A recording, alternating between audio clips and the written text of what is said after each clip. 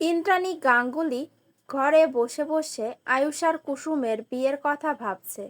তখন রাজ এসে বললে, অভিমান হয়েছে? আমি জানি অভিমান হয়েছে, কিন্তু তুমি যেদিন আমার উদ্দেশ্য জানতে পারবে সেদিন তুমিও আমার সঙ্গে একমত হবে, আর অভিমান করবে না। ইন্দ্রাণী গাঙ্গুলি বলে, তুমি আমার অভিমানের ধার ধারো রাজ? রাজ বলে, অবশ্যই ধারি। তার জন্যই তো কুসুমকে কোয়ার্টারে থাকার পারমিশন দিলাম। আমি জানি তোমার ওকে মেনে নিতে কিছুটা সময় লাগবে, তাই তো আমি ওকে ওখানে থাকতে বললাম। তুমি দেখো, তুমি একদিন ঠিক বুঝতে পারবে আমি যা সিদ্ধান্ত নিয়েছি তা ঠিকই নিয়েছি। এদিকে দেখা যায় কুসুম তার বাবাকে বারবার করে দরজা খুলতে বলছে, কিন্তু কুসুমের বাবা দরজা খুলছে না। তখন আয়ুষ কুসুমকে বলে, কুসুম, তোমার বাবা যেহেতু দরজা খুলছে না, চলো বাবার কাছে যাই। বাবাই তো আমাদেরকে এখানে থাকতে বলেছে, তা না হলে কি আমরা আসতাম?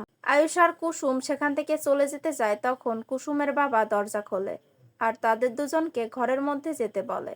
এদিকে দেখা যায় রাজ ইন্দ্রাণীকে বলছে, তুমি তো আমার অসুস্থতার জন্য অনেক কিছুই মেনে নিয়েছো, এইবার তোমার কাছে আমার আর একটা দাবি আছে। ইন্দ্রাণী গাঙ্গুলি বলে, কি দাবি? রাজ বলে, দেখো আয়ুষ তো এখন অফিসে নেই, তাই তোমাকেই সব কাজ সামলাতে হচ্ছে, আর তার জন্য তোমার অনেক প্রেশারও পড়ে যাচ্ছে। কাল থেকে তুমি অফিসে জয়েন করো। ইন্দ্রাণী গাঙ্গুলি বলে, আমার কাছে সবকিছুর উপরে তুমি, তাই আমি তোমাকে একা রেখে কিছুতেই যাব না। রাজ বলে, তুমি ওদিকটা সামলাও, আর আমাকে দেখার জন্য তো কুসুম আছেই। কুসুমের উপর তো এর আগেও তুমি আমার দায়িত্ব দিয়েছিলে, আমি তো ভালোই ছিলাম, এইবারও ওই আমার দেখাশোনা করবে, এটাই তোমার কাছে আমার দাবি। ইন্দ্রাণী গাঙ্গুলি বলে, ঠিক আছে, ও কাল থেকে এ বাড়িতে কাজে আসুক, তবে হ্যাঁ, ওকে শুধু কাজের লোক হিসাবেই আসতে হবে।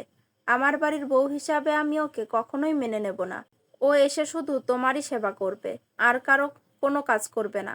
এদিকে দেখা যায় আয়ুষ ঘরে ঢুকে খাটের উপরে বসতে যাবে, তখন কুসুমের বাবা বলে, তুমি মাটিতে ঘুমাবে, বড় সাহেব তোমাকে এই বাড়িতে থাকতে দিতে বলেছে, কিন্তু তোমাকে খাটে রাখতে হবে না মেঝেতে রাখতে হবে তা তো বলিনি। কুসুম তার বাবাকে বলে, তুমি এটা কি বলছো? উনি দেবী মায়ের ছেলে, আমাদের মা, আর তুমি ওনাকে মাটিতে থাকতে বলছো?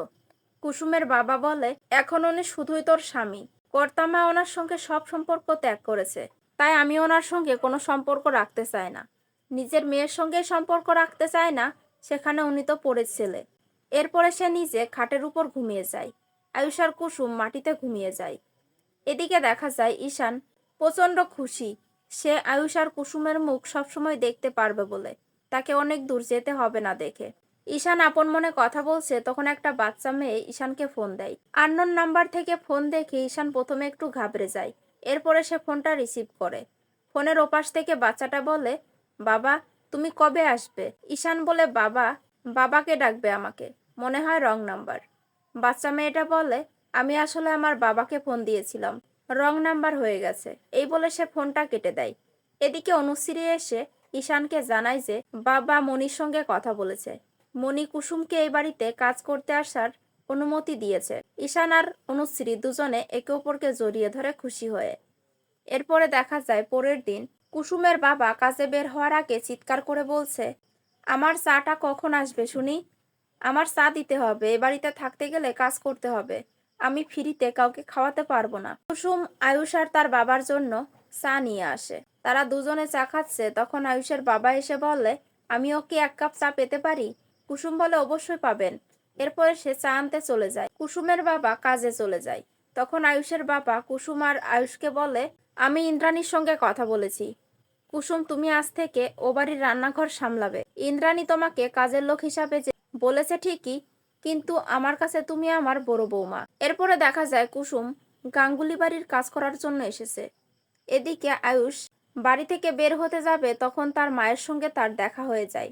আয়ুষকে ডেলিভারি বয়ের পোশাকে দেখে ইন্দ্রাণী গাঙ্গুলি মনে মনে অনেক কষ্ট পায়। এরপরে কাকিমণি এসে তাকে আরো আঘাত দিয়ে কথা বলছে। ইন্দ্রাণী গাঙ্গুলি চুপ করে সেখান থেকে চলে যায়। কাকিমণি আয়ুষকে বলে, আমি তোর জন্য যে মেয়েটি দেখেছি ওটা বিয়ে কর, তাহলে তোর অনেক ভালো হবে। বাবার একটা মাত্র মেয়ে, অনেক সম্পত্তি পাবি, তোকে আর এই ডেলিভারি বয়ের কাজ করতে হবে না, খুব সুখে থাকবি। আয়ুষ বলে, তোমার ওই টাকা পয়সার জন্য আমি আমার স্ত্রীর সঙ্গে প্রতারণা করতে পারবো না। কাকিমণি বলে, আমি কি তোকে প্রতারণা করতে বলেছি? আমি তো ওকে ছেড়ে দিতে বলেছি। আয়ুষ সেখান থেকে চলে যায়। আয়ুষের যে বাসটা ধরার কথা ছিল সেই বাসটা বাস স্টপ থেকে চলে গেছে। আয়ুষ খুবই চিন্তায় পড়ে যায়। এদিকে তখনই ম্যানেজার ফোন করে আর আয়ুষকে বকাঝকা করতে থাকে। আয়ুষকে বলে একটা জায়গা কেক ডেলিভারি দেওয়ার জন্য। আয়ুষ বলে আমি তো এই এলাকাতেই আছি, আমি তাহলে কেকটা ডেলিভারি করে তারপরে কাজে আসছি। ম্যানেজার বলে ঠিক আছে এসো। এদিকে দেখা যায় ইন্দ্রাণী গাঙ্গুলি বাড়ির সবার সঙ্গে মিটিং করছে। তখন আয়ুষ কেক হাতে গাঙ্গুলি বাড়িতে আসে। কাকিমণি মনে মনে বলে সকালবেলা আয়ুষকে ডেলিভারি বয়ের পোশাকে দেখে দিদি কত কষ্ট পেয়েছিল। আমাকে সকালে অনেক অপমান করেছিস, এবার আমি তার যোগ্য জবাব দেব। আয়ুষ তার মা যেন তার মুখটা দেখতে না পায় তার জন্য নিজের মুখটা লুকানোর চেষ্টা করে, কিন্তু কাকিমণি ইচ্ছা করেই আয়ুষের মুখ থেকে ক্যাপটা সরিয়ে দেয়। আগামী পর্বে দেখা যায় কুসুম ইন্দ্রাণী গাঙ্গুলির জন্য খাবার নিয়ে এসেছে। ইন্দ্রাণী গাঙ্গুলি বলছে তোমার হাত থেকে খাবার খাওয়ার থেকে আমার কাছে বিষ খাওয়া ভালো। এরপরে দেখা যায় রাজ কুসুমকে বলছে তুমি তোমার এই লড়াই মাঝপথে ছেড়ে দিও না, আমি জানি তুমি একদিন ঠিকই বিজয় হবে। কুসুম বলে যতদিন না পর্যন্ত আমি দেবী মায়ের মন জয় করতে পারছি ততদিন আমি আমার লড়াই চালিয়ে যাব। তো বন্ধুরা, এই ছিল আজকের ফুল পর্বের আপডেট। কেমন লাগলো কমেন্টে জানিয়ে দেবে। পরবর্তী আপডেট দেখার জন্য চ্যানেলটি সাবস্ক্রাইব করো।